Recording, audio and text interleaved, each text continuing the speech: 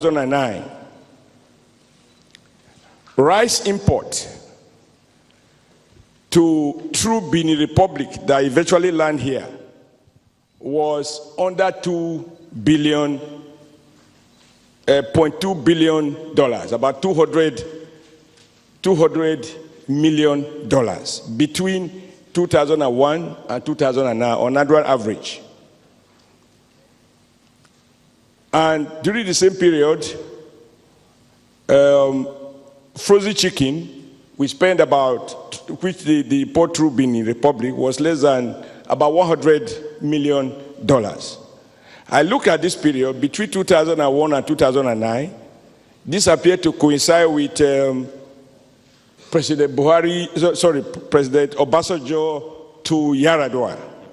And as I look at the numbers, I round up now, I found that by 2015, according to CBN figures, the import through Benin Republic of rice has increased from this 200 million to about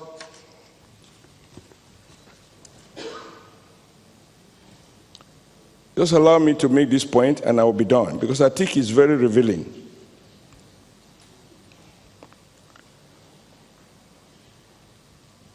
Frozen chicken now, the total value of frozen chicken imported by Chinese, 1.4 billion people, by 2014, is $47.7 billion. Benin Republic, which is half of a local government in Lagos, import during the same period $42.6 billion of imported frozen chicken. Rice, about 1.3 billion. China, Benin Republic, 1.2 billion. Where are the amounts in Benin Republic that are consuming this rice? Now, but what I think is interesting is that these numbers have moved up around 2014. Now look at the political regime at the time. And for Nigeria, during a stronger president with greater political will and eye for details, these numbers was less than 5%. And so I think what we require is what we currently have. A president with clear determination to compel all of us to think again, to reiterate our consumption, and to reconcile it with current realities. Those who live on speculation, we have no business supporting them. And for people to take our policy seriously, I think we must, as a matter of general attitude, move away from a regime in which we make policies in the morning and revise them in the evening. CBN has come up with so-called 41 list items. And I think that those numbers can even be increased. We have no business importing rice. I didn't grow up with rice. But that is not the reason I look like this. Because some people might say, okay, I don't want to look like you. But there are people in my village who look better than all the people here, including the former Ekiti governor, the son of a general. But the point I'm making is that you are never going to reorientate Nigerians if you have an open window that allows for discretion. And the reason, when you look at the import bill for Nigeria, how can we spend so much on agriculture and yet we are importing so much? And you are importing even harmful products. So for me, let's support the effort of the CBN and of the president that even this item be increased. Who among us want us to continue to import toothpick, tomato puree, and all of those stuff that we can easily produce here. A lot of things we can fabricate, imported textile fabrics. Rather than having Chinatown where you sell smuggled goods, we should have Chinese factories, where I worked before, where I organize workers. So we need a determined state that gives clear signal, and that is why the constant reminder by the president, I will not devalue, is very important. Because there are a lot of people waiting, believing that this thing will change. They will not change. Because when the president speaks, he does the thinking before the speaking. And so he's not going to revise it.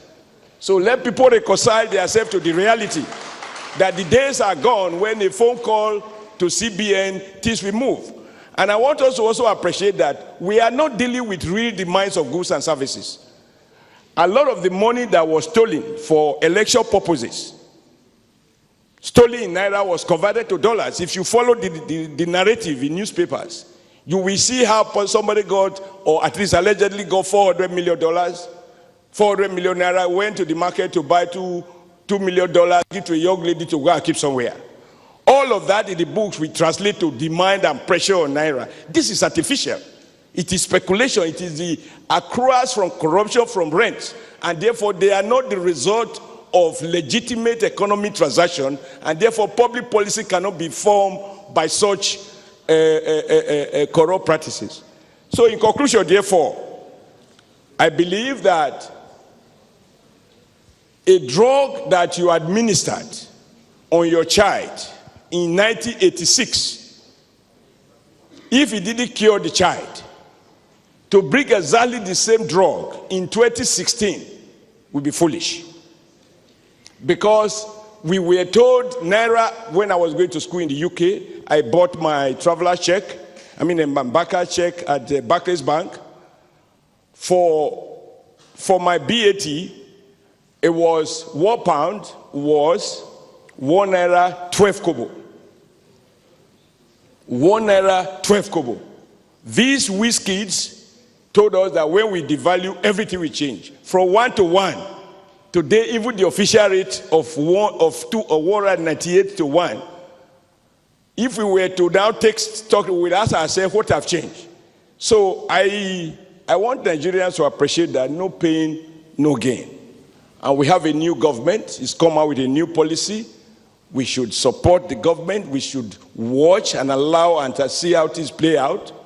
And we need to encourage the bank to get even more aggressive. For example, as we speak, we have more than 1 million Nigerian children studying abroad, consuming as much as $500 million in school fees.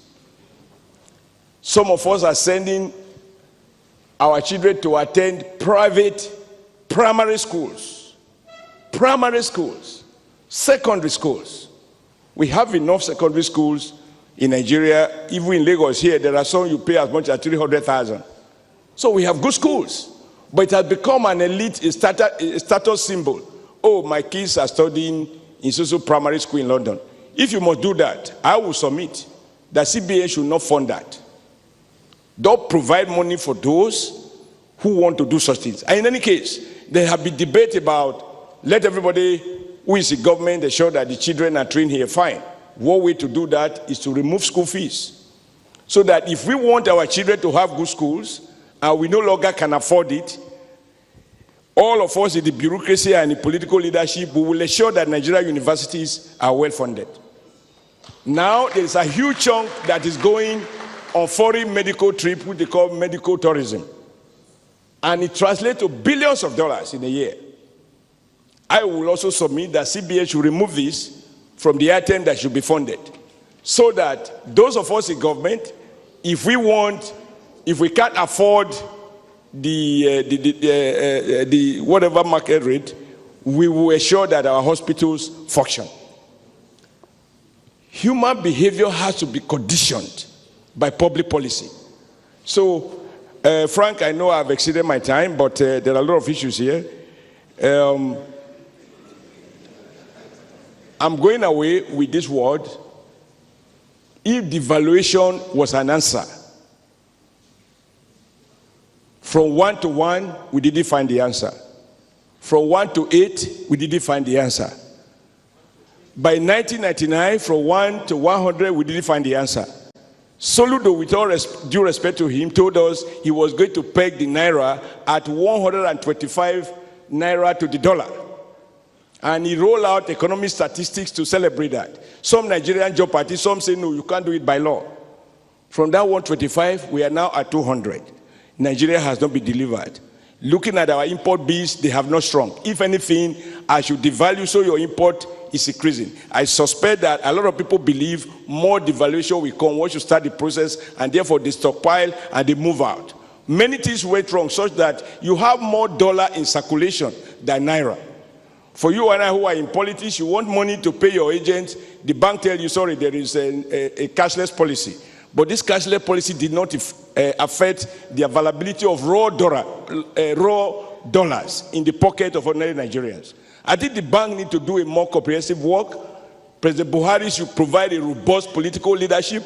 The anti-corruption battle should be strengthened and deepened, and our rules and regulations should be enforced. I have just returned from South Africa last week. I wanted to pay my hotel bill in dollars, and the man told me, no, you go to the bank and change it to rands to pay us. In Nigeria, they'll be quite happy to collect it.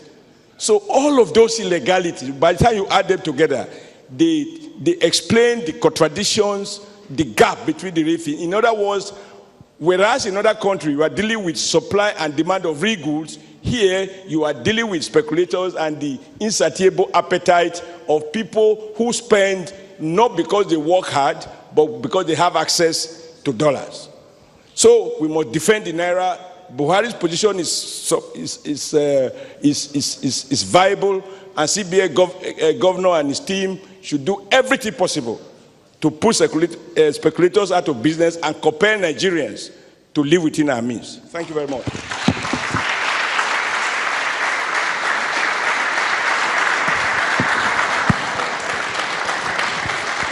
His Excellency, the Executive Governor of Edo State, Comrade Adams of Shiomole.